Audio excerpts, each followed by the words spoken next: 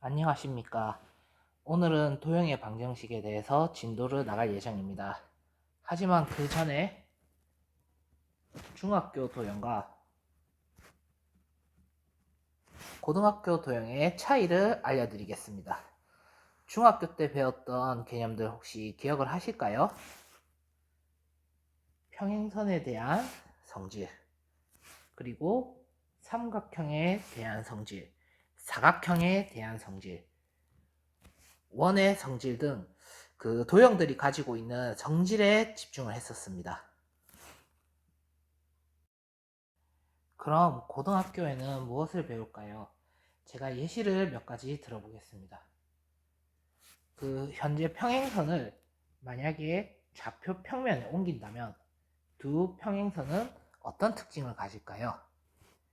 그리고 여기 있는 삼각형을 좌표 평면에 옮겼을 때 그 각각의 삼각형의 각도는 어떻게 구할 수 있을까요?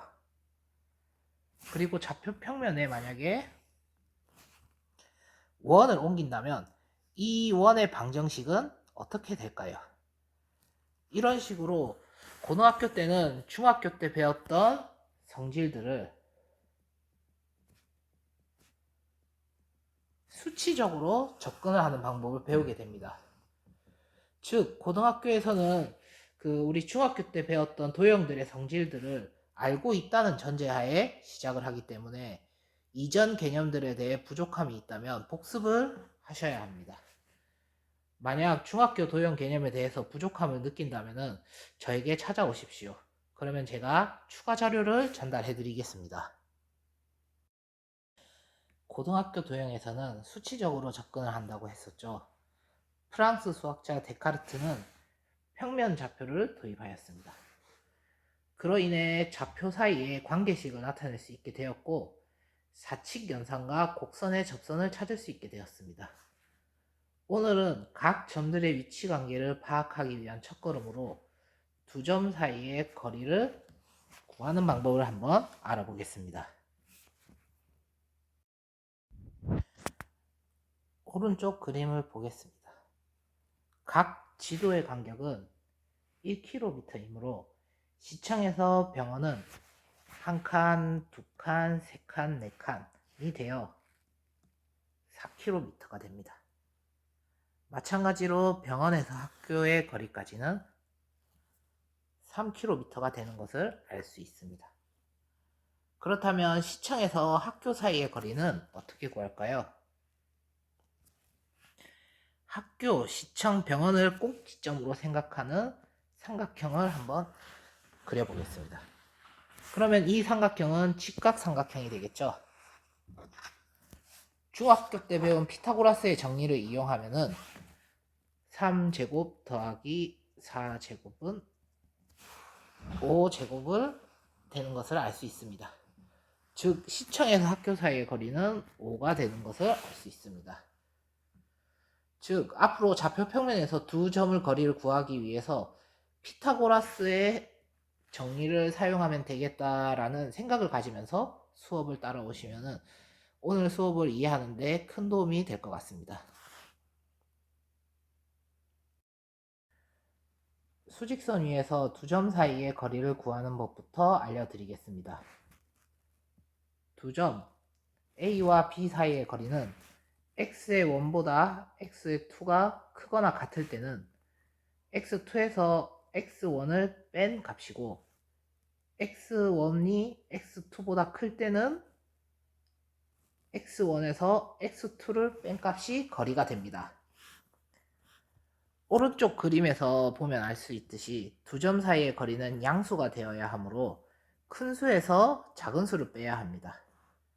하지만 우리가 x1과 x2 두 점의 크기를 모를 수 있는 경우가 있기 때문에 두 점 사이의 거리는 두 수의 차의 절대값으로 표기를 하게 됩니다. 그렇다면 잠시 제가 질문 하나 하겠습니다. 왜 두 수의 차가 거리가 될 수 있을까요? 왜냐하면 각 수직선의 모든 점들이 각각 실수에 대응되기 때문입니다. 실수는 사칙 연산을 가능하기 때문에 실수에 대응되는 점들도 연산이 가능하게 됩니다. 이 개념은 좌표 평면에서 그대로 적용이 되기 때문에 기억을 하고 있으셔야 합니다. 문제 1번을 풀어보겠습니다. 문제 1-1번은 7에서 마이너스 3을 뺐으므로 계산하면 10이 됩니다. 문제 1-2번은 큰 수인 4에서 마이너스 1을 빼야 하므로 두 점 사이의 거리는 5가 됩니다. 이번에는 좌표 평면에서 두 점 사이의 거리를 구해 보겠습니다. 우리는 수직선은 실수에 대응이 되기 때문에 사칙 연산이 가능하다는 것을 배웠습니다. 그렇다면 좌표 평면에서도 마찬가지겠죠? 좌표 평면의 점들은 실수의 순서상 x, y에 대응이 되기 때문에 아래와 같이 사칙 연산들이 가능하게 됩니다. 그래서 이 개념을 이용하여 아래 점 AC의 거리를 한번 구해 보겠습니다. 오른쪽 그림을 보시면은 점 AC는 X 좌표의 거리를 나타내고 점 BC는 Y 좌표의 거리를 나타냅니다. 이때 삼각형 ABC는 직각삼각형을 나타내고 피타고라스의 정리를 사용하면은 아래와 같은 식이 나오게 됩니다. 즉 이때 AB의 거리는 이 식에서 루트를 씌운 값이 되겠죠. 즉 두 점 AB 사이의 거리는 정리하면은 다음과 같습니다. 루트 x2-x1의 제곱 더하기 y2-y1의 제곱. 그리고 원점에서 점 A 사이의 거리는 원점의 좌표인 0,0을 위의 식에 대입을 하면 OA의 거리는 x1의 제곱 더하기 y1의 제곱을 루트를 씌운 값이 됩니다. 여기서 중요한 점을 한 가지 더 말씀드리겠습니다. 이때 AB의 거리는 x1에서 x2를 빼서 제곱하고 y1에서 y2를 뺀 것을 제곱을 한 것을 루트를 씌워도 값이 똑같습니다. 왜냐하면 두 수의 차를 제곱을 하면은 두 수는 크기의 대소와 상관없이 양수로 바뀌기 때문에 오른쪽과 왼쪽의 값에 차이는 없습니다. 이 점도 기억을 해두시면 좋을 것 같습니다. 이 공식을 이용하여 두 점 사이의 거리를 한번 구해 보겠습니다. 점 A와 점 B 사이의 거리는 루트 3 빼기 마이너스 1의 제곱 그리고 마이너스 2 빼기 1의 제곱이 되기 때문에 이 식을 계산하면은 4의 제곱 더하기 3의 제곱이 돼서 루트 25가 되고 A, B의 거리는 5가 나옵니다. 이번엔 직접 풀어보는 시간을 가지겠습니다. 영상을 잠시 정지하시고 문제를 풀어보십시오. 다 풀었으면 정답을 알려드리겠습니다. 1번은 2루트 5이고 2번은 2루트 10입니다. 3번은 3이 되고 4번은 5가 됩니다.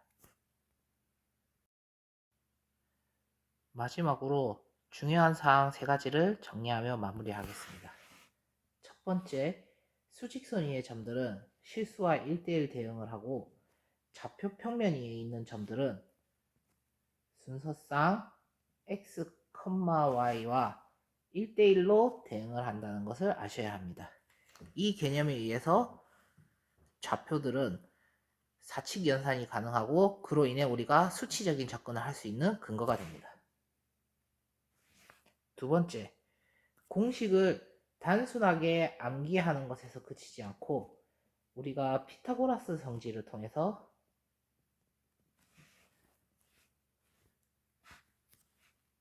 직접 유도를 했었죠. 이때 이 과정을 이해를 하셔야 합니다. 그리고 세 번째, 좌표 평면에서 두 점의 거리를 구하는 공식이 어떻게 됐었죠?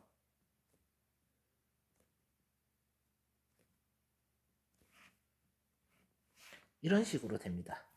이때 x2와 x1의 순서를 바꿔도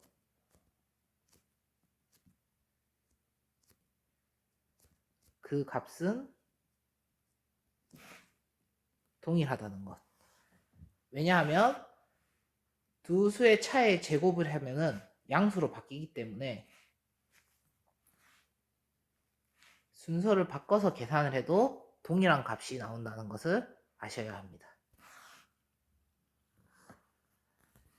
예, 고생하셨습니다. 오늘의 수업을 마치겠습니다.